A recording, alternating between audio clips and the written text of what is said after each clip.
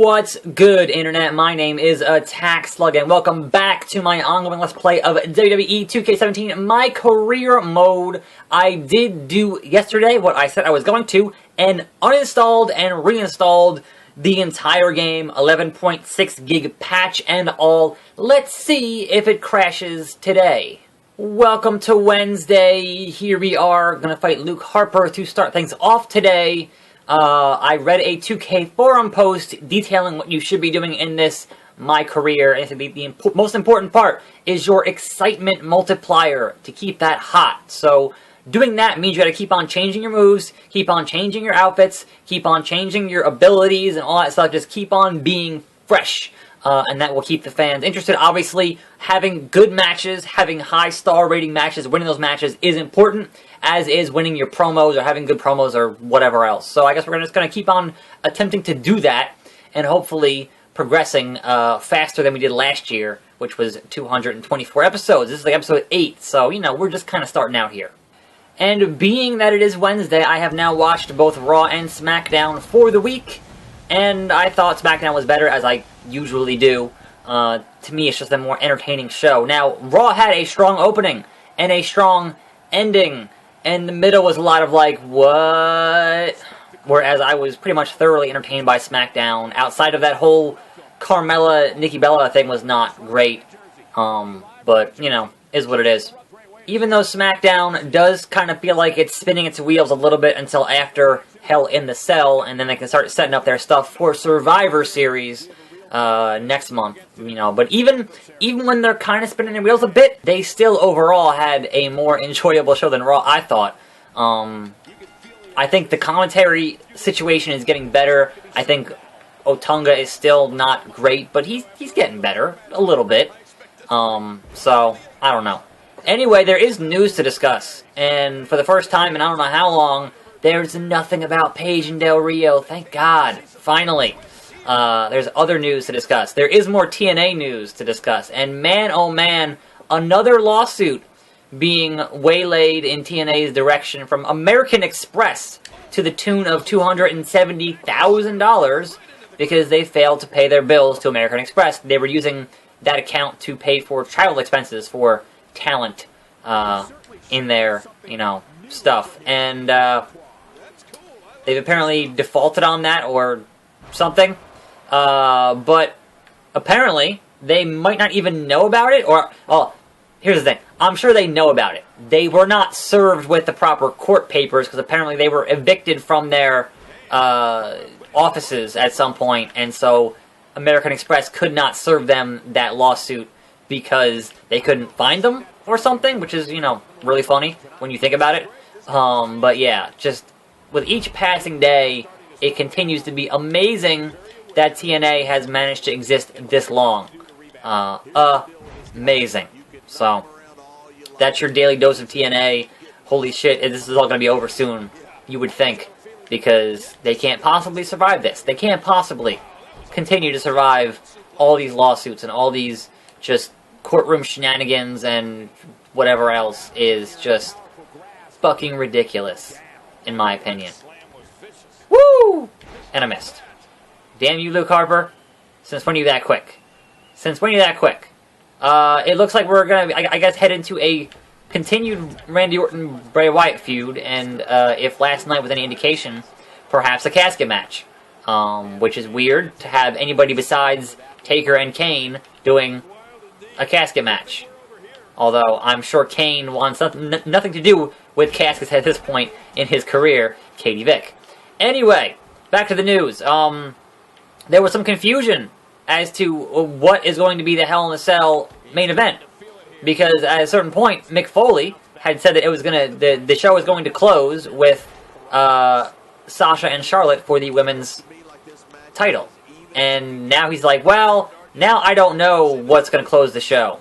And I'm like, of course he doesn't know. He's the kayfabe GM. He's not actually booking these shows. He's just there to be an on-screen persona, which I explained in a video the other day. So, like, why he would go out there and say that that was going to close the show without actually knowing that for a fact seems kind of weird. And why you wouldn't close your Raw show with the Universal Championship, which is top belt on Raw is baffling. Nothing against, you know, Sasha and Charlotte, you know, like, I don't have any, like, if they decided that's what should close the show, fine. But that makes your world title seem less important. Or, I'm sorry, your universal title seem less important. And that, you know, ever since Owens won it, it seemed like a fucking afterthought. So, like, it's weird, you know? Whereas on SmackDown, certainly that belt, the world title, is the most important belt on that show, as it should be. And I just got my damn thing reversed there, Luke Harper. Luke freaking Harper. Have a suplex. Yeah. Anyway, yeah, so it remains to be seen, and I suppose we'll find out next Sunday what's actually going to be the main event on that show, because it seems to be up in the air at this point. And personally, I do kind of have a little bit of a beef with how they've been presenting Sasha and Charlotte at Hell in a Cell, and that is, they're presenting it like in the promos as we are doing this to make history.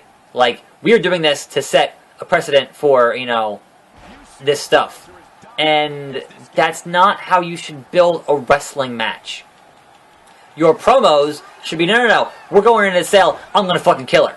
Like, your promos are to sell the feud, not to sell the fact that you're making history. Like, that's not what wrestling should be. Like, that makes it feel more fake than it already is. Like, you sell the emotion of hating your opponent, right? Right? It's not, we're doing it to set history. It's, I'm gonna beat your ass. Wait, he wasn't in that match? What the fuck was that? This game doesn't care about the fucking booking. This game does not care about the booking.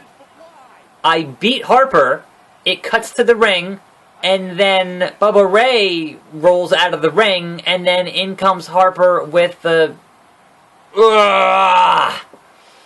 2K. What the fuck?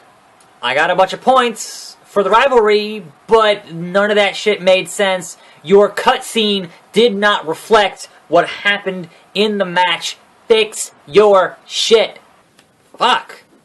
So Mark Henry is next up, and this is the part of the show where the game usually crashes. Now, having reinstalled it, we're going to find out, will it crash today? And I totally can't attack Bubba Ray because he hasn't been on any of these shows. Man. Alright, video game. Show me what you've got. SmackDown. Show me what you've got. I'd like to see this game not crash for once. I really, really would, because I want a functional game for the $100 that it cost me for the damn NXT edition. I would like to have a functional product.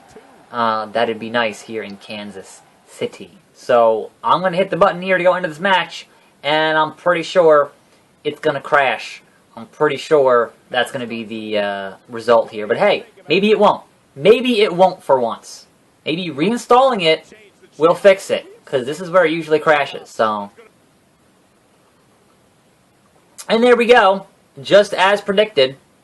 So tomorrow we're going to have a little experiment, and tomorrow I'm going to play the whole episode without the internet connected, and see if it will crash when I get to the second match in my career video. Because if it does, then it's not the network, then it's just the game being a piece of shit. Surprise, surprise. But if it doesn't, then you gotta wonder, why is it hitting the network during a fucking load screen for a match? That makes no sense. Either way, it should be interesting, so stay tuned for that tomorrow. But right now, let us take on the world's strongest man. Somebody gonna get the ass kicked. Somebody gonna get the butt whipped. And hopefully it'll be Mark Henry and not me. Anyway, I'm still playing on normal. I feel like at some point I should definitely go on to hard, or perhaps legend. But I like the fact that I can do one finishing move and have it win the match, which is usually, you know, unless you're on a main event at a pay-per-view, how it should be. That's why it's called a finishing move. It finishes the match. And I still gotta get used to that camera angle. It's really jarring. Like, it makes more sense on the other side of the ring, but on the front side of the ring, I can see perfectly. I don't need that camera angle there. Anyway, there's like I guess more news. Supposedly, powerbomb. The Undertaker has had hip surgery and was spotted in crutches in like a fan photo. And whether or not that means anything, I don't know. Whether or not that means he'll be able to be at Mania in Texas, or he's preparing beforehand to be at Mania in Texas. Cannot download. Oh, right. Because I unplugged the internet. Of course, my download for the Infinite Warfare Open Beta can't download. So I'll get to that later. Don't worry about that. But yeah, so he was spotted in some crutches because apparently he's had hip surgery, or at least that's what the rumors say. So whether or not that comes, whether or not that means that he's going to be in better shape for Mania this year to potentially fight John Cena, we'll see.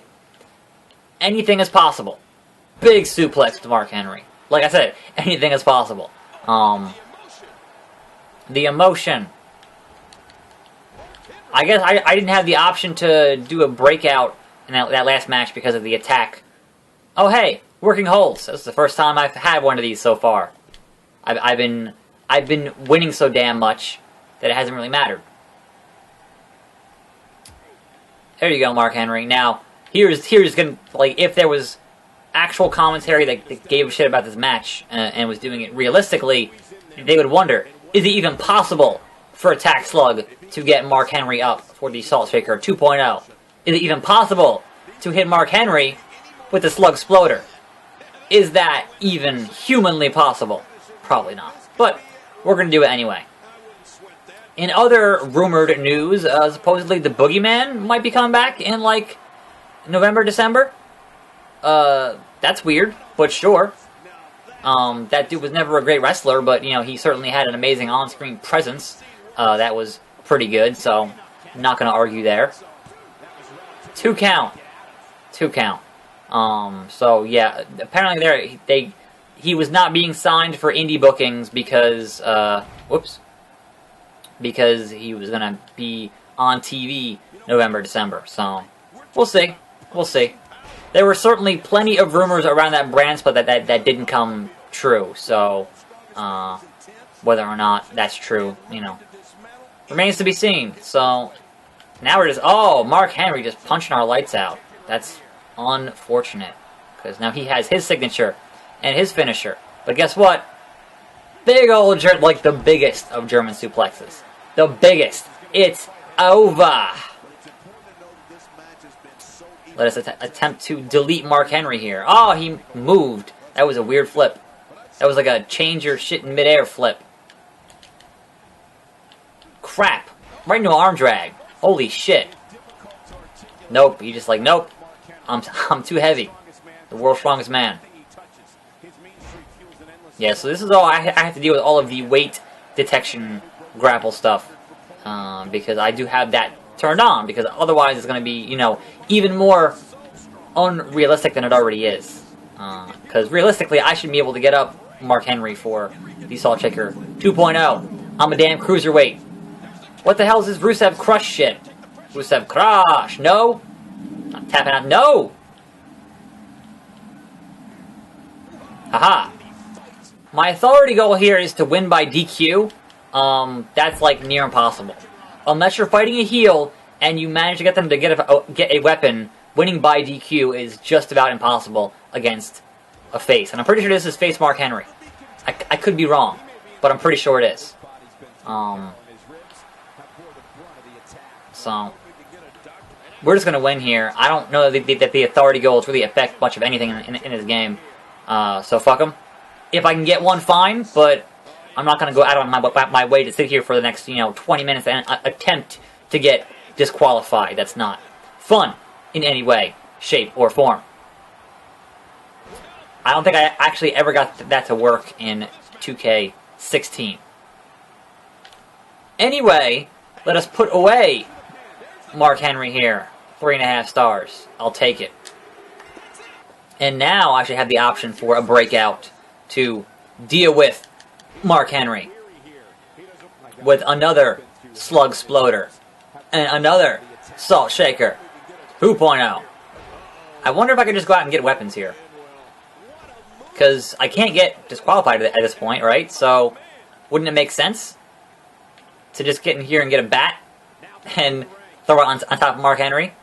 And be like, ruthless aggression! The ref's like, nope, stop it! Stop the damn match, he's already dead! Nope. I'm not done here, Mark Henry. I'm proving a point. I'm proving a damn point. And that point is, you don't fuck with me. In any way, I will introduce you to the Hall of Pain. And the ref's like, nope, it's over. It's over. Get up. This camera angle's weird. So I guess it won't end until I hit the finishing move. It's interesting. I should have got him on the floor and done my floor finisher. Perhaps next time. Perhaps tomorrow. Just get up. Get up. Why is he getting up? What the hell was that? I don't know.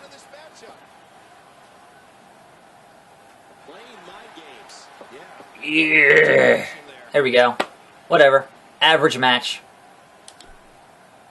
Didn't win by DQ. Whatever.